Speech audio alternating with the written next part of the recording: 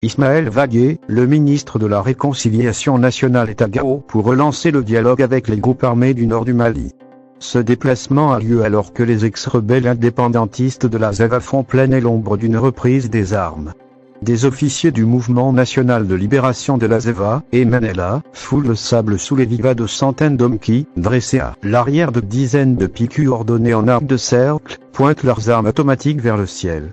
C'est 26 et 27 février 2022, alors que flottent les drapeaux de la ZEVA, ces anciens combattants séparatistes, signataires en 2015 de l'accord pour la paix et la réconciliation, APR, au Mali issu du processus d'Alger, sont réunis dans la région de Tombouctou à l'occasion des concertations régionales du mouvement. Démonstration de force depuis des années, chaque rassemblement est l'occasion pour les mouvements signataires de faire étalage de leur capacité militaire. Le rendez-vous ne fait pas exception. Nous avons 4000 hommes munis d'armes individuelles dans la région de Tombouctou, précise Atayag Mohamed, membre du bureau exécutif du MNLA.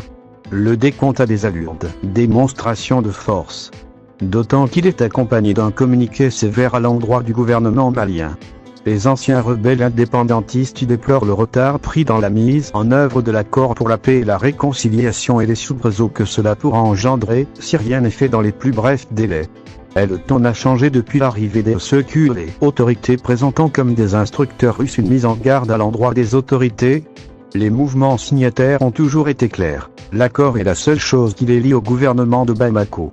Après le coup d'État d'août 2020, plusieurs de leurs représentants ont intégré des ministères et le Conseil national de transition. Les relations étaient alors relativement bonnes.